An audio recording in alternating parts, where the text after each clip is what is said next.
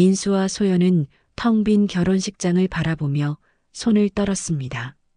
하객은 고작 3명뿐 어색한 침묵만이 흘렀죠. 정말 이게 맞나? 소연이 작게 중얼거렸습니다. 그때 정영태 할아버지가 단상에 올라 말했습니다. 결혼이란 많은 사람이 축하해줘야만 성립되는 게 아닙니다.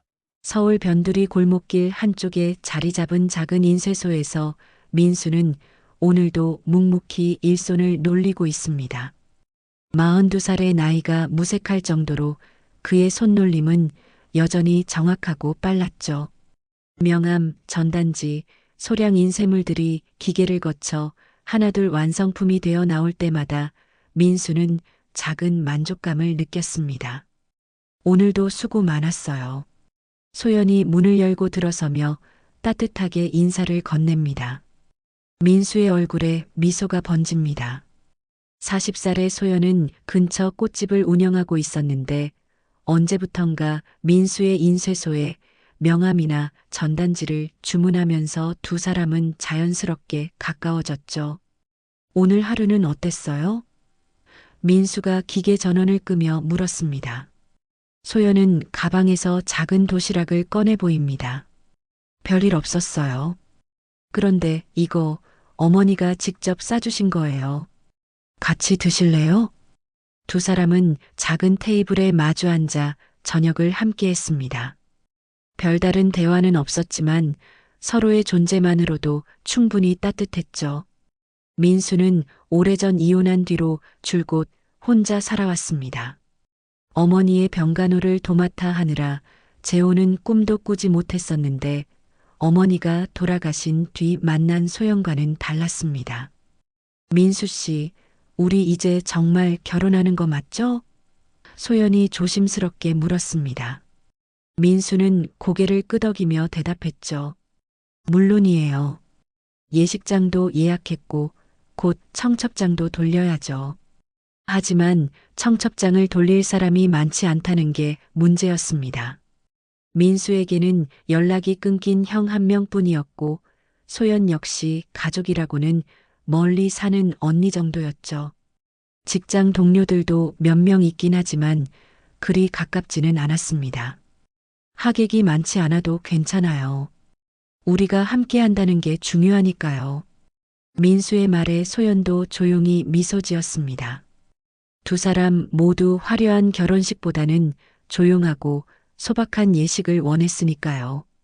예식장은 이미 예약을 마쳤습니다. 그리 크지 않은 홀이었지만 두 사람에게는 충분했죠. 주례도 예식장에서 소개해준 분으로 정했고 식순도 간단하게 구성했습니다. 혼주 인사도 따로 없이 신랑 신부 인사만으로 마무리하기로 했죠. 청첩장은 언제 돌릴까요? 소연이 물었습니다. 민수는 잠시 생각에 잠겼습니다. 다음 주 초쯤 돌리면 될 것 같아요. 그런데 정말 올 사람이 있을까요? 두 사람은 서로를 바라보며 씁쓸하게 웃었습니다. 첫 번째 결혼이 아니다 보니 주변 사람들의 반응도 시큰둥했고 나이가 나이인 만큼 친구들도 각자 바쁜 생활에 쫓기고 있었죠. 하지만 상관없었습니다. 중요한 건 두 사람이 서로를 사랑하고 함께하겠다는 마음이었으니까요. 그래도 청첩장은 정성스럽게 만들어야죠. 민수가 말했습니다. 자신의 인쇄소에서 직접 만들 생각이었거든요. 제가 디자인해 드릴게요. 소연도 거들었습니다. 꽃집을 운영하다 보니 디자인 감각이 있었거든요. 그렇게 두 사람은 작지만 소중한 결혼 준비를 시작했습니다.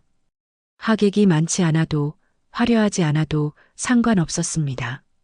서로가 있다는 것만으로도 충분히 행복했으니까요. 결혼식을 일주일 앞둔 어느 오후 민수는 인쇄소에서 마지막 청첩장 작업을 마무리하고 있었습니다. 소연이 정성스럽게 디자인한 청첩장은 단순하지만 따뜻한 느낌이 물씬 풍겼죠. 하지만 정작 보낼 곳은 많지 않았습니다. 민수 쪽에서는 직장 동료 서너 명, 소연 쪽에서도 친구 두세 명 정도가 전부였어요. 이 정도면 충분해요. 소연이 완성된 청첩장을 들여다보며 말했습니다. 민수도 고개를 끄덕였죠. 수량이 적어서 오히려 한 장 한 장 더 정성스럽게 만들 수 있었거든요. 그런데 바로 그 순간 민수의 휴대폰이 울렸습니다. 화면에는 웨딩홀 담당자라는 이름이 떠 있었어요. 민수는 의아한 표정으로 전화를 받았습니다. 안녕하세요, 민수님. 죄송한데 급한 일이 생겨서 연락드렸어요. 담당자의 목소리가 어딘지 당황스러워 보였습니다. 주례 선생님이 갑자기 몸이 아프셔서 결혼식을 진행하기 어렵다고 하시네요. 민수의 얼굴이 순간 굳어졌습니다. 네. 그럼 어떻게 해야 하죠? 저희가 다른 주례 선생님을 급히 알아보고는 있는데 하루 전이라 쉽지가 않네요. 혹시 아시는 분 중에 주례를 서줄 수 있는 분이 계시면. 전화를 끊고 난 민수는 한동안 멍하니 서 있었습니다. 소연이 걱정스러운 눈빛으로 물었죠. 무슨 일이에요? 주례 선생님이 갑자기 못 오신대요. 몸이 아프시다고. 민수의 목소리에는 당황스러움이 묻어났습니다. 두 사람은 잠시 말없이 서로를 바라봤습니다. 주변에 주례를 부탁할 만한 사람이 있던가요? 민수의 형은 연락도 되지 않았고 직장 동료들에게 그런 부탁을 하기에는 너무 거창했습니다. 어떻게 하죠? 소연이 걱정스럽게 말했습니다. 그때 민수의 머릿속에 한 사람이 떠올랐습니다. 정영태 할아버지였죠. 일주일에 두세 번은 꼭 인쇄소를 찾아오시는 단골 손님이었습니다. 늘 정중하고 차분한 말씨로 인쇄 주문을 하시는 분이었어요. 명함이나 소량의 전단지를 주문하실 때마다 꼼꼼히 교정을 보시고 완성품에 대해서는 항상 고마움을 표하셨죠. 정 할아버지. 민수가 중얼거렸습니다. 누구세요? 소연이 물었어요. 여기 단골 손님이신데 전에 교사셨다고 하시더라고요. 말씀도 참 품위 있게 하시고. 민수는 잠시 망설였습니다. 갑작스럽게 그런 부탁을 드려도 될까요? 하지만 다른 대안이 없었습니다. 민수는 용기를 내어 정영태 할아버지께 전화를 걸었어요. 평소 명함 뒷면에 적어두신 연락처였습니다. 여보세요, 정 할아버지세요? 저 민수예요, 인쇄소 하는. 아, 민수 씨. 무슨 일로 연락하셨나요? 정영태 할아버지의 목소리는 여전히 차분하고 온화했습니다. 민수는 상황을 설명했습니다. 내일 결혼식인데 주례가 갑자기 취소되었다는 것, 그리고 죄송하지만 혹시 도와주실 수 있겠느냐는 것을요. 전화기 너머로 잠시 침묵이 흘렀습니다. 민수는 혹시 너무 무리한 부탁을 드린 건 아닌지 걱정되었어요. 주례를 말씀하시는 건가요? 정영태 할아버지가 천천히 물었습니다. 네, 갑작스럽게 부탁드려서 정말 죄송합니다. 다른 방법이 없어서. 또다시 짧은 침묵이 흘렀습니다. 그리고 정영태 할아버지가 조용히 대답하셨어요. 알겠습니다. 도와드리죠. 민수는 깜짝 놀랐습니다. 정말요? 감사합니다, 할아버지. 내가 주례라니. 참 오랜만이군요. 정영태 할아버지의 목소리에는 묘한 감정이 스며 있었습니다. 마지막으로 정장을 꺼내야겠네요. 전화를 끊고 난 민수는 소연에게 상황을 설명했습니다. 소연도 안도의 한숨을 쉬었어요. 다행이네요. 그런데 할아버지가 괜찮으실까요? 괜찮으실 거예요. 전에 교사셨다고 하시니까 말씀도 잘하실 테고. 민수는 말하면서도 마음 한편으로는 걱정이 되었습니다. 갑작스러운 부탁을 들어주신 정영태 할아버지께 정말 감사했지만 동시에 부담을 드린 것 같아 미안한 마음도 들었거든요. 그날 밤 정영태 할아버지는 오랫동안 장롱 깊숙이 보관해 두었던 검은색 정장을 꺼냈습니다. 먼지를 털어내며 그는 깊은 한숨을 쉬었어요. 마지막으로 이 옷을 입었던 때가 언제였던가요? 아마도 몇 년 전 동료 교사의 장례식이었을 겁니다. 거울 앞에 서서 정장을 입어본 할아버지의 표정에는 복잡한 감정이 스쳐 지나갔습니다. 주례라. 남의 결혼식에서 축사를 해본 적은 있어도 주례를 서는 건 처음이었어요. 그것도 이렇게 조용하고 쓸쓸한 결혼식의 주례를요. 결혼식 당일 아침, 민수는 평소보다 일찍 잠에서 깼습니다. 창밖으로 스며드는 햇살이 유난히 따뜻해 보였지만 마음 한편으로는 묘한 긴장감이 감돌았어요. 오늘이 바로 소연과의 결혼식 날이었거든요. 예식장에 도착한 민수와 소연은 한눈에 봐도 썰렁한 분위기를 감지할 수 있었습니다. 넓지 않은 홀이었지만 그마저도 텅 비어 보였어요. 식장 담당자가 어색한 미소를 지으며 다가왔습니다. 하객분들이 조금 적으시네요. 괜찮으시죠? 담당자의 목소리에는 미안함이 섞여 있었어요. 민수는 고개를 끄덕였습니다. 네, 괜찮습니다. 저희가 원하던 분위기예요. 하지만 실제로는 마음이 편치 않았습니다. 식장 앞쪽에 앉은 하객은 고작 3명뿐이었거든요. 소연의 절친한 친구 미경 씨가 맨 앞자리에 앉아 있었고 민수의 직장 동료 2명이 뒷자리에 자리를 잡고 있었어요. 그마저도 어색한 표정으로 서로를 힐끔힐끔 쳐다보고 있었죠. 정말 이게 맞나? 소연이 작게 중얼거렸습니다. 손이 미세하게 떨리고 있었어요. 민수는 소연의 손을 꼭 잡았습니다. 괜찮아요. 우리가 함께하는 게 중요한 거잖아요. 민수의 목소리는 차분했지만 입술을 살짝 깨물고 있는 모습에서 긴장감이 드러났어요. 그때 정영태 할아버지가 정장을 단정하게 차려입고 나타났습니다. 어제 전화로만 들었던 목소리와 달리 실제로 보니 더욱 품이 있어 보였어요. 할아버지는 조용히 신랑 신부에게 인사를 건넸습니다. 오늘 정말 축하드립니다. 제가 미흡하지만 최선을 다해 주례를 서겠습니다. 정말 감사합니다, 할아버지. 어제 갑작스럽게 부탁드렸는데 민수가 고개를 숙여 인사했어요. 정영태 할아버지는 잠시 텅 빈 식장을 둘러보았습니다. 삼삼오오 앉아있는 하객들, 어색한 분위기, 조용히 흘러나오는 배경음악. 할아버지의 눈빛에는 묘한 감정이 스쳐 지나갔어요. 마치 오래전 자신의 기억을 되짚어보는 것 같았습니다. 예식이 시작되자 정영태 할아버지는 단상에 올라섰습니다. 마이크를 잡은 할아버지의 모습은 의외로 당당했어요. 오랜 교직 생활로 단련된 목소리는 작은 식장 안에 차분하게 울려 퍼졌습니다. 오늘 이 자리에 참석해 주신 모든 분들께 감사드립니다. 할아버지의 첫마디가 시작되자 식장 안이 조용해졌어요. 사실 저는 이런 자리에 서는 것이 처음입니다. 하지만 이 2분의 간절한 부탁을 받고 이 자리에 서게 되었습니다. 정영태 할아버지는 잠시 민수와 소연을 바라보았습니다.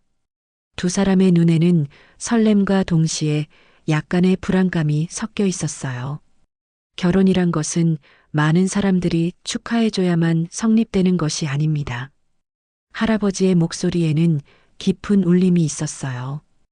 2 사람이 서로를 끝까지 지켜주겠다는 약속, 그 하나면 충분합니다. 식장 안의 모든 사람들이 할아버지의 말에 집중했습니다. 비록 하객은 적었지만 할아버지의 진심 어린 목소리가 작은 공간을 따뜻하게 감쌌어요. 인생에는 화려한 순간도 있고 조용한 순간도 있습니다. 오늘 이 순간이 비록 조용할지라도 2 분의 마음속에는 가장 큰 축제가 벌어지고 있을 것입니다. 소연의 눈가에 살짝 눈물이 맺혔습니다. 민수도 목이 메어오는 것을 느꼈어요. 정영태 할아버지의 말 한마디 한마디가 가슴 깊이 와닿았거든요. 민수 씨, 소연 씨, 앞으로 함께 걸어갈 길이 때로는 험할 수도 있고 때로는 외로울 수도 있을 것입니다. 하지만 서로가 있다는 것, 그것만으로도 충분히 행복할 수 있다는 것을 오늘 이 자리가 증명해주고 있습니다. 예식이 진행되는 동안 할아버지의 목소리는 한 번도 흔들리지 않았습니다. 마치 이런 순간을 위해 평생을 준비해온 것처럼 자연스러웠어요.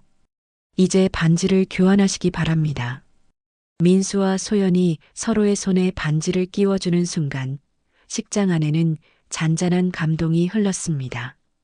비록 하객은 적었지만 그 순간만큼은 세상에서 가장 완벽한 결혼식처럼 느껴졌어요.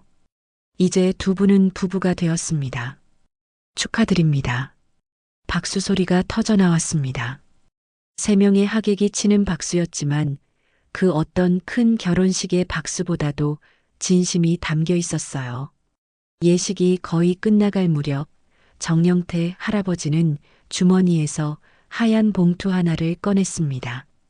그리고 조용히 민수에게 다가가 봉투를 건넸어요. 작은 마음입니다. 나중에 혼자 있을 때 열어보세요. 민수는 깜짝 놀라며 봉투를 받았습니다. 할아버지, 이미 주례까지 서주셨는데 이게 뭐예요? 그냥 받아두세요. 할아버지의 작은 축하 선물이라고 생각하시고요. 정영태 할아버지는 부드러운 미소를 지으며 말했습니다. 그 미소 속에는 말로 표현할 수 없는 복잡한 감정들이 섞여 있었어요. 예식이 끝나고 신랑 신부는 작은 대기실로 자리를 옮겼습니다. 하객들은 간단한 축하 인사를 건네고 하나둘 자리를 떠났어요. 미경 씨가 소연을 꼭 안으며 말했습니다. 정말 좋은 결혼식이었어. 주례 할아버지 말씀이 참 감동적이더라. 고마워, 미경아. 와줘서 정말 고마워. 소연의 목소리에는 진심 어린 감사가 묻어났어요. 민수의 직장 동료들도 어색하게나마 축하 인사를 건네고 발걸음을 돌렸습니다. 축하해, 민수야. 행복하게 살아. 고마워. 와줘서 정말 고마워. 그렇게 식장이 조용해지자 민수와 소연은 대기실에 홀로 남게 되었습니다. 두 사람은 서로를 바라보며 미소를 지었어요. 비록 작고 조용한 결혼식이었지만 나름대로 의미 있는 시간이었거든요. 할아버지는 어디 가셨을까? 소연이 주변을 둘러보며 물었습니다. 인사도 제대로 못 드렸는데. 민수도 아쉬운 표정을 지었어요. 정영태 할아버지는 예식이 끝나자마자 조용히 자리를 떠나셨거든요. 그때 민수는 손에 들고 있던 하얀 봉투가 생각났습니다. 정영태 할아버지가 마지막에 건네주시며 혼자 있을 때 열어보라고 하셨던 그 봉투 말이에요. 할아버지가 주신 이거 뭘까? 민수가 봉투를 들어보이며 말했습니다. 소연도 호기심 어린 표정으로 다가왔어요. 열어봐요. 민수는 조심스럽게 봉투를 뜯었습니다. 그런데 안에서 나온 것을 보고 두 사람은 말문이 막혔어요. 접힌 종이 한 장과 함께 수표 한 장이 들어 있었거든요. 이게 뭐예요? 소연이 놀란 목소리로 물었습니다. 민수는 떨리는 손으로 수표를 펼쳐보았습니다.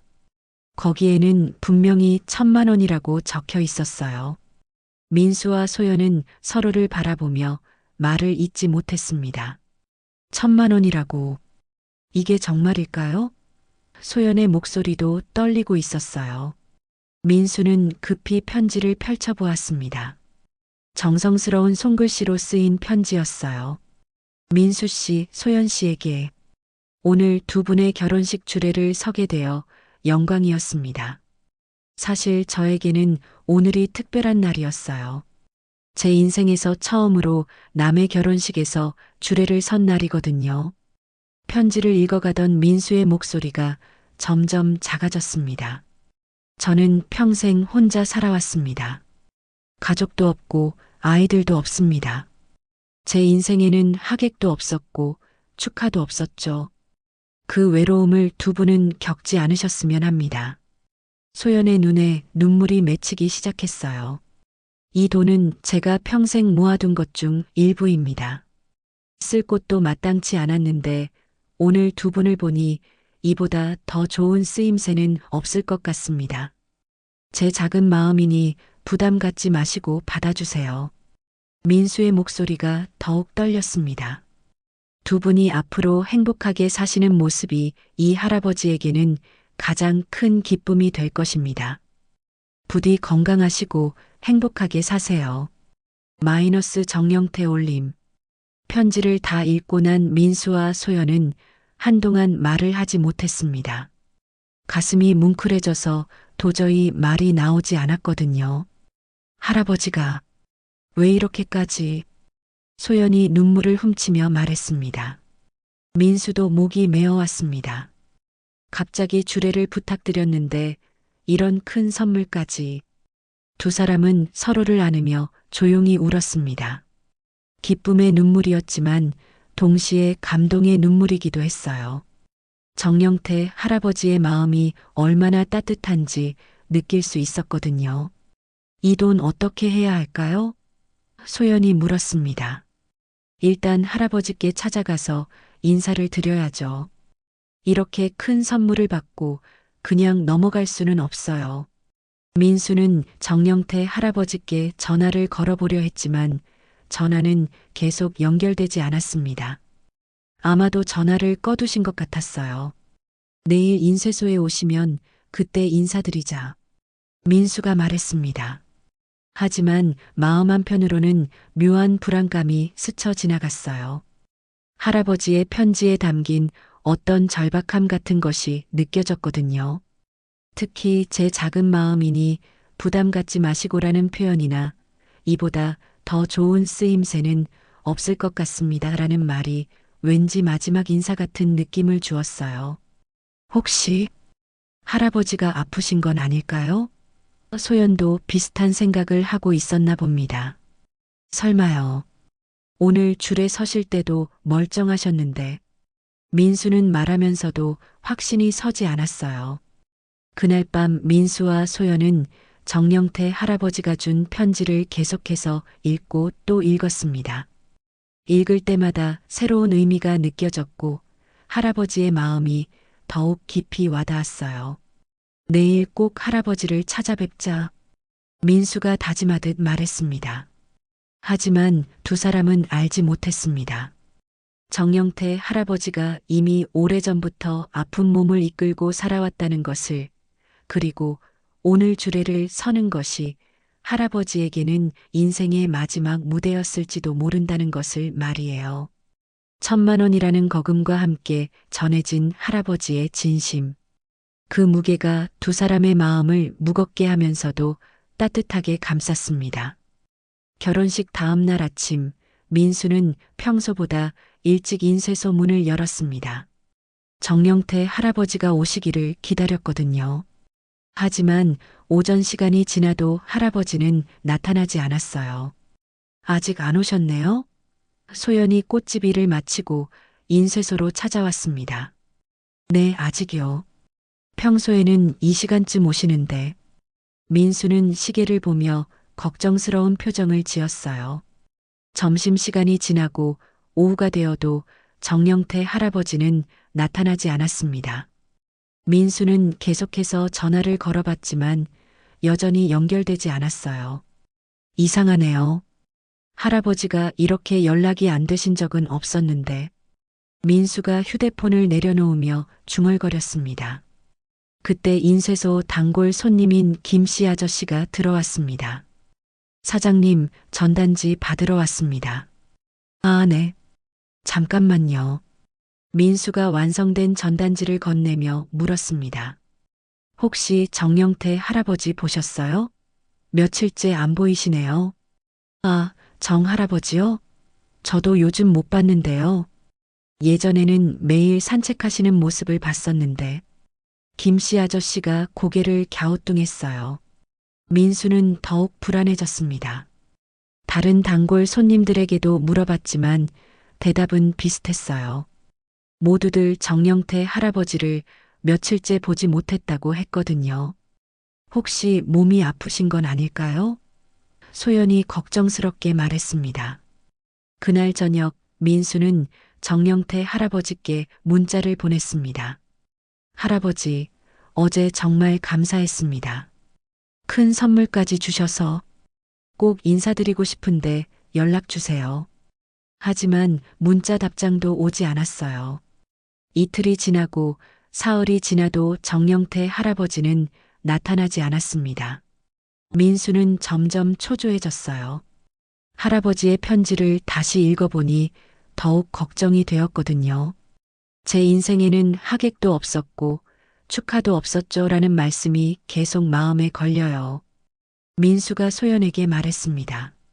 그리고 이보다 더 좋은 쓰임새는 없을 것 같습니다라는 표현도 왠지 마지막 인사 같지 않아요? 소연도 같은 생각이었나 봅니다. 민수는 할아버지가 평소에 주문하시던 인쇄물들을 떠올려 봤습니다. 대부분 혼자 사시는 분들이 만드는 소량의 전단지나 개인 명함이었어요. 가족이나 친구들과의 연락을 위한 것 같지도 않았고요. 할아버지가 혹시 정말 혼자 사시는 걸까요? 민수가 걱정스럽게 물었습니다. 일주일이 지나자 민수는 더 이상 기다릴 수 없었습니다. 정영태 할아버지를 직접 찾아뵙기로 결심했어요. 하지만 문제가 있었습니다. 할아버지의 주소를 정확히 알지 못했거든요. 명함에 적힌 연락처는 있었지만 주소는 없었어요. 민수는 과거 주문서들을 뒤져봤습니다. 배송이 필요한 주문이 있었다면 주소가 적혀 있을 텐데. 있다. 민수가 소리쳤습니다. 몇 달 전 정영태 할아버지가 소량의 책자를 주문하셨을 때 배송을 요청하신 적이 있었거든요. 주소를 확인한 민수는 바로 그곳으로 향했습니다. 소연도 함께 따라왔어요. 두 사람 모두 할아버지께 제대로 된 감사 인사를 드리고 싶었거든요. 할아버지가 사시는 곳은 오래된 연립주택 단지였습니다. 좁은 골목길을 따라 걸어가니 3층 건물이 나왔어요. 민수는 문패를 확인하며 정영태 할아버지의 집을 찾았습니다. 여기인 것 같네요. 민수가 초인종을 눌렀습니다. 하지만 아무런 반응이 없었어요. 몇 번을 더 눌러봐도 마찬가지였습니다. 혹시 외출하신 건 아닐까요? 소연이 말했습니다. 그런데 문 앞을 자세히 보니 뭔가 이상했어요. 우편함에는 며칠치 우편물이 쌓여 있었고 문틈 사이로 전단지들이 끼워져 있었거든요. 며칠째 집에 안 계신 것 같네요. 민수가 걱정스럽게 말했습니다. 그때 옆집에서 나온 아주머니가 말을 걸었습니다. 누구 찾으세요? 정영태 할아버지 찾고 있는데요. 혹시 보셨나요? 아, 정 할아버지요? 며칠 전부터 안 보이시네요. 평소에는 매일 산책 나가시는데. 아주머니가 고개를 저었어요. 혹시 병원에 가신 건 아닐까요? 소연이 조심스럽게 물었습니다. 글쎄요. 요즘 몸이 많이 안 좋으셨거든요. 병원 소포도 자주 오고. 아주머니의 말에 민수와 소연은 서로를 바라봤어요. 민수는 문득 할아버지의 편지가 생각났습니다. 그 절절한 마음, 마지막 선물 같았던 그 무거운 마음. 혹시 할아버지가 정말 아프신 건 아닐까요? 마지막이라는 말, 진심이었나? 민수가 작게 중얼거렸습니다. 집으로 돌아가는 길, 두 사람의 마음은 무거웠습니다. 정영태 할아버지의 선물은 분명 기쁨이었지만 동시에 알 수 없는 슬픔과 죄책감이 덮쳐왔어요. 혹시 할아버지가 혼자서 힘든 시간을 보내고 계신 건 아닐까 하는 걱정 때문이었죠. 그날 밤 민수는 잠을 이루지 못했습니다. 정영태 할아버지의 따뜻했던 목소리, 차분하게 주례를 서주시던 모습, 그리고 마지막에 건네주신 봉투. 모든 것이 마지막 인사처럼 느껴졌거든요. 며칠이 더 지나도 정영태 할아버지는 나타나지 않았습니다. 민수는 매일 인쇄소 앞을 지나가는 사람들에게 할아버지를 보았는지 물어봤지만 모두들 고개를 저을 뿐이었어요. 이상해요. 할아버지가 이렇게 오랫동안 연락이 안 되신 적은 없었는데 민수는 걱정이 더욱 커졌습니다. 소연도 꽃집에서 단골 손님들에게 정영태 할아버지에 대해 물어봤지만 마찬가지였어요. 모두들 며칠째 보지 못했다고만 했거든요. 그러던 어느 날 민수는 용기를 내어 다시 한번 할아버지 댁을 찾기로 했습니다. 이번에는 더 자세히 살펴보기로 했어요. 할아버지 집 앞에 도착하자 상황은 더욱 심각해 보였습니다. 우편함은 여전히 우편물들로 가득했고 문 앞에는 택배 부재중 안내지가 여러 장 붙어 있었어요. 이건 정말 며칠째 집에 안 계신 것 같네요. 소연이 걱정스럽게 말했습니다. 민수가 택배 안내지들을 자세히 보니 대부분 병원에서 온 소포들이었습니다. 서울대학교 병원, 세브란스 병원 같은 이름들이 적혀 있었어요. 병원 소포가 이렇게 많다니. 민수의 표정이 어두워졌습니다. 그때 1층에서 올라오는 할머니 한 분이 민수와 소연을 보더니 말을 걸었습니다. 누구 찾으세요? 3층에 사시는 정영태 할아버지 찾고 있는데요. 며칠째 연락이 안 되어서. 할머니가 안타까운 표정을 지었습니다. 아, 정 할아버지요. 그분 요즘 많이 아프셨어요. 병원 다니시는 걸 자주 봤거든요. 어떤 병원에 다니시는지 혹시 아세요? 소연이 급히 물었습니다. 글쎄요. 큰 병원 같던데. 항상 혼자 택시 타고 나가시더라고요. 가족분도 없으시고. 할머니가 고개를 저었어요. 민수는 문득 택배 안내지에 적힌 병원 이름들이 생각났습니다. 혹시 서울대병원이나 세브란스 병원 같은 곳 말씀하시는 건가요? 맞아요. 그런 큰 병원들이요. 며칠 전에도 새벽 일찍 나가시는 걸 봤는데 그 이후로는 못 봤어요. 민수와 소연은 서로를 바라봤습니다. 상황이 점점 심각해 보였어요. 할아버지가 혼자 사시나요? 민수가 물었습니다. 네, 자식도 없으시고 완전히 혼자세요. 가끔 우리가 반찬 좀 갖다 드리곤 했는데 할머니의 목소리에 안타까움이 묻어났어요. 집으로 돌아가는 길 민수는 계속해서 생각에 잠겼습니다. 정영태 할아버지가 정말 아프시다면 지금 어디서 무엇을 하고 계실까요? 혹시 병원에 입원하신 건 아닐까요? 할아버지를 꼭 찾아야 해요. 민수가 단호하게 말했습니다. 제대로 된 감사 인사도 못 드렸는데 그날 밤 민수는 인터넷으로 할아버지가 다니실 만한 병원들을 찾아봤습니다. 택배 안내지에 적힌 병원들을 중심으로 하나씩 전화를 걸어보기로 했어요. 첫 번째로 서울대학교 병원에 전화를 걸었습니다. 안녕하세요. 정영태라는 분이 입원하셨는지 확인 가능할까요? 죄송합니다. 환자 정보는 가족이 아니면 알려드릴 수 없습니다. 예상했던 대답이었지만 실망스러웠어요. 세브란스 병원도 마찬가지였습니다. 가족이 아니면 알려줄 수 없다고 하네요. 민수가 한숨을 쉬었습니다. 그럼 어떻게 해야 하죠? 소연도 막막한 표정이었어요. 민수는 다른 방법을 생각해 봤습니다. 혹시 할아버지가 평소에 다니시던 약국이나 병원이 근처에 있을지도 모르잖아요. 다음 날 민수는 할아버지 집 근처를 샅샅이 돌아다녔습니다. 약국, 병원, 심지어 동네 슈퍼마켓까지 모든 곳에서 정영태 할아버지에 대해 물어봤어요. 정영태 할아버지요? 아, 그분. 자주 오셨는데 요즘 안 보이시네요. 동네 약국 사장님이 기억하고 있었습니다. 혹시 어떤 약을 드셨는지 아세요? 항암제였어요. 몇 달 전부터 계속 처방전 가져오셨거든요. 민수는 머리가 띵해지는 것을 느꼈습니다. 항암제라니. 할아버지가 암 환자셨던 거예요? 어느 병원 처방전이었는지 기억하세요? 서울대병원이었던 것 같은데 정확하지는 않아요. 민수는 급히 서울대병원으로 향했습니다. 이번에는 다른 방법을 써보기로 했어요. 원무과에 가서 직접 상황을 설명해 보기로 했거든요. 죄송합니다만 정영태라는 분을 찾고 있습니다.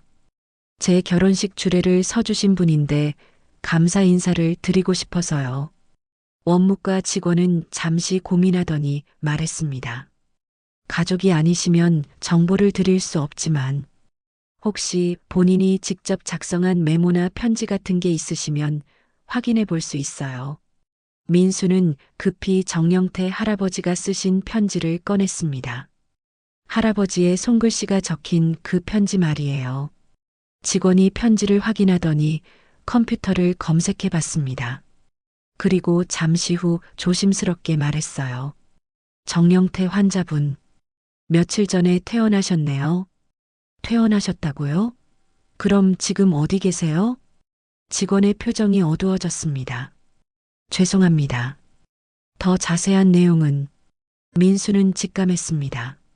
뭔가 좋지 않은 일이 일어났다는 것을 할아버지의 편지에 담긴 절박함, 마지막 선물 같았던 그 무거운 마음, 모든 것이 이제 이해되기 시작했어요. 민수는 원무과 직원의 표정에서 불길한 예감을 느꼈습니다. 더 이상 물어볼 수 없다는 것을 알면서도 포기할 수 없었어요. 제발 알려주세요. 할아버지가 정말 걱정돼요. 민수의 목소리에는 간절함이 묻어났습니다. 직원은 잠시 망설이더니 조용히 말했습니다. 담당 의료진과 상의해 보겠습니다. 잠시만 기다려 주세요. 몇 분 후 한 간호사가 나와서 민수를 따로 불렀습니다. 혹시 정영태 환자분과 어떤 관계시죠? 제 결혼식 주례를 서주셨어요. 갑작스럽게 부탁드렸는데 흔쾌히 들어주셨거든요. 그런데 며칠째 연락이 안 되어서 간호사의 표정이 안타까워졌습니다. 정 할아버지께서 몇 달 전부터 말기 췌장암으로 항암 치료를 받고 계셨어요. 혼자 사시는 분이라 저희도 많이 걱정했었는데 민수의 가슴이 철렁 내려앉았습니다. 말기암이라고요? 네. 상태가 많이 안 좋으셨어요. 그런데 며칠 전에 갑자기 퇴원하겠다고 하시더라고요. 만류했지만 본인 의지가 워낙 강하셔서 지금은 어디 계세요? 간호사가 잠시 고민하더니 작은 메모지를 건넸습니다. 할아버지께서 이걸 남기고 가셨어요. 혹시 찾는 사람이 있으면 전해달라고 하시면서 민수는 떨리는 손으로 메모지를 받았습니다. 정영태 할아버지의 친숙한 손글씨가 적혀 있었어요. 만약 민수 씨가 나를 찾아온다면 내가 고마웠다고 전해주세요. 내 생의 마지막 축사는 너희 결혼식이었다고. 그렇게라도 누군가에게 기억되고 싶었다고. 민수의 눈에 눈물이 맺혔습니다. 메모지를 끝까지 읽어가니 더욱 가슴이 아팠어요. 나는 혼자 떠날 것이다. 하지만 두 사람의 행복한 모습이 내 마지막 기억이 되어줘서 고맙다. 부디 오래오래 행복하게 살아다오. 할아버지가 언제 돌아가신 거예요? 민수가 떨리는 목소리로 물었습니다. 사흘 전이에요. 자택에서 평안히 돌아가셨다고 들었어요. 민수는 한동안 말을 할 수 없었습니다. 사흘 전이라면 자신이 할아버지를 찾아다니던 바로 그때였어요. 할아버지는 이미 이 세상 사람이 아니었던 거죠.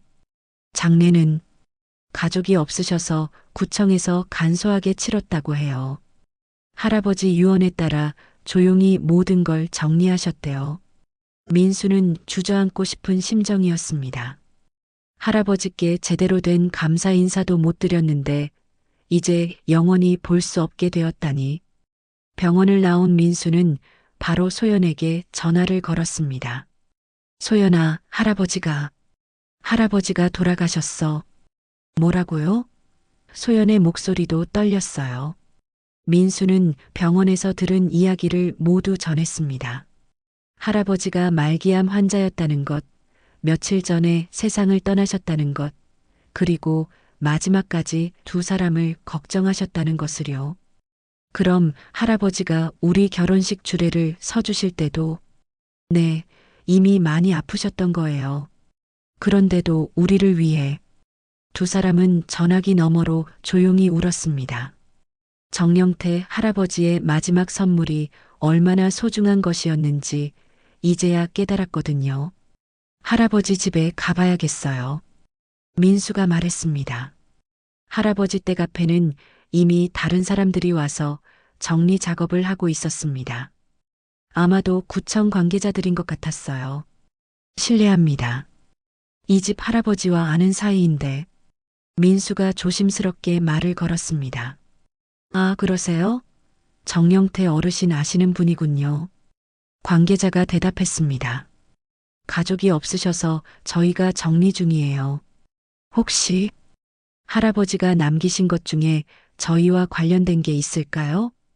관계자는 잠시 생각하더니 작은 상자 하나를 꺼냈습니다. 이건 말씀하시는 건가요? 할아버지께서 특별히 당부하신 물건이에요. 상자에는 민수, 소연에게라고 적힌 쪽지가 붙어 있었습니다. 민수는 상자를 열어봤어요. 안에는 할아버지가 입으셨던 그 정장 단추 하나와 작은 편지가 들어 있었습니다. 이 단추는 내가 마지막으로 입은 정장의 단추다. 너희 결혼식에서 주례를 선 그날 입었던 옷의 단추 말이다. 내게는 가장 소중한 하루였다. 이것을 기념품으로 간직해 주길 바란다. 민수는 작은 단추를 손바닥에 올려놓고 한참을 바라봤습니다. 할아버지의 체온이 아직 남아있는 것 같았어요. 할아버지, 민수가 작게 중얼거렸습니다. 그날 저녁 민수와 소연은 할아버지를 위해 작은 추도식을 열었습니다. 인쇄소에 할아버지 사진을 놓고 국화꽃을 올렸어요. 비록 사진은 없었지만 마음속에 새겨진 할아버지의 모습으로 충분했거든요. 할아버지, 정말 감사했어요. 할아버지 덕분에 우리 결혼식이 세상에서 가장 의미 있는 시간이 되었어요. 민수와 소연은 할아버지의 단추를 번갈아 만지며 조용히 기도했습니다. 할아버지가 평안하시기를, 그리고 어디선가 두 사람의 행복을 지켜봐 주시기를 말이에요.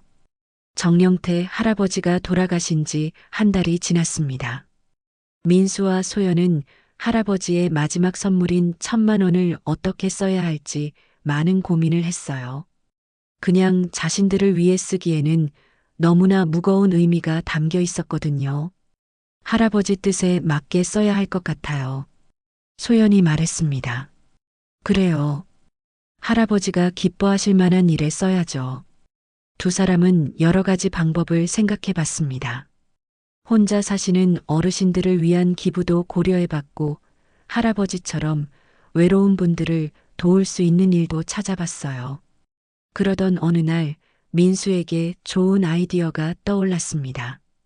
결혼식을 올렸던 예식장 옆에 작은 공터가 있었는데 그곳에 벤치를 만드는 것이었어요.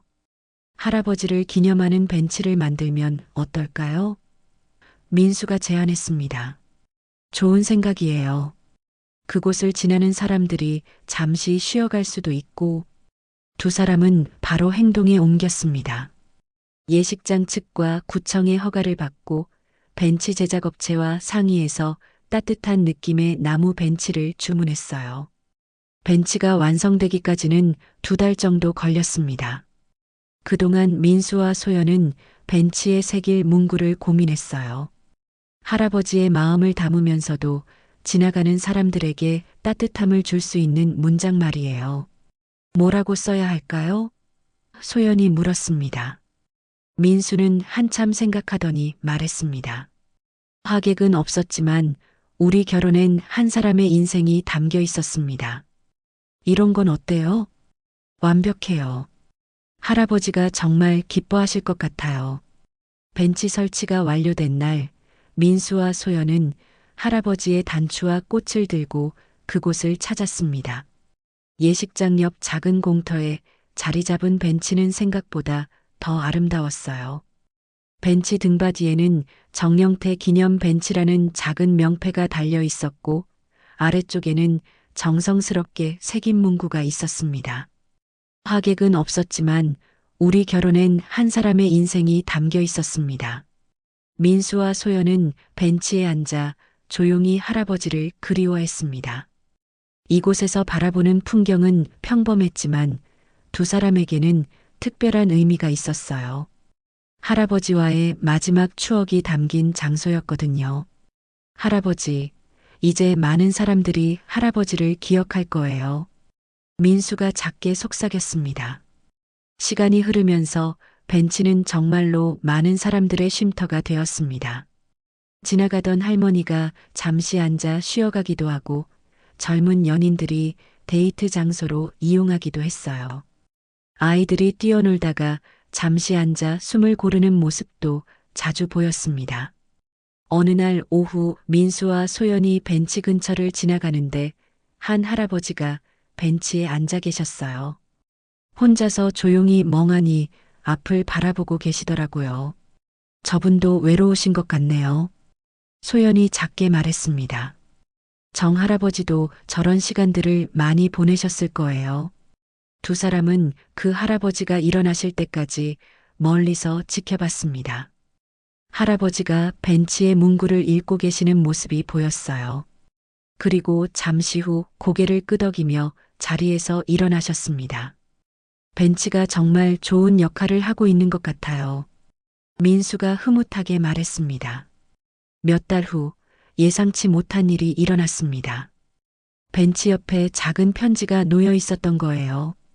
누군가가 의도적으로 둔 것 같았습니다. 편지를 열어보니 이런 내용이 적혀 있었어요. 이 벤치의 문구를 보고 많은 위로를 받았습니다. 저도 얼마 전에 혼자서 조용한 결혼식을 올렸는데 부끄러웠던 마음이 조금 나아졌어요. 누구든 이 벤치를 만드신 분께 감사드린다고 전해주세요. 민수와 소연은 편지를 읽고 감동받았습니다. 정영태 할아버지의 마음이 이렇게 다른 사람들에게까지 전해지고 있다니. 할아버지가 보고 계실까요? 소연이 하늘을 바라보며 물었습니다. 분명히 보고 계실 거예요. 그리고 정말 기뻐하고 계실 거예요. 그 이후로도 종종 벤치 근처에는 작은 편지들이 놓였습니다. 누군가는 외로웠는데 위로가 되었다고 했고 또 누군가는 작은 결혼식도 충분히 아름답다는 것을 깨달았다고 했어요. 시간이 흘러 1년이 지났습니다. 민수와 소연은 결혼 1주년을 맞아 다시 벤치를 찾았어요. 벤치는 여전히 그 자리에서 많은 사람들을 맞이하고 있었습니다. 할아버지, 저희 1년 잘 살았어요. 민수가 벤치에 앉으며 말했습니다. 할아버지 덕분에 정말 행복한 결혼 생활을 하고 있어요. 소연도 고마운 마음을 전했어요. 노을이 지는 시간, 두 사람은 벤치에 앉아 조용히 석양을 바라봤습니다. 할아버지가 마지막에 남기신 메모의 마지막 문장이 생각났어요. 부디 오래오래 행복하게 살아다오. 할아버지, 약속드려요. 정말 오래오래 행복하게 살게요. 벤치에는 따뜻한 석양이 내리쬐고 있었고 두 사람의 표정은 고요하지만 단단했습니다.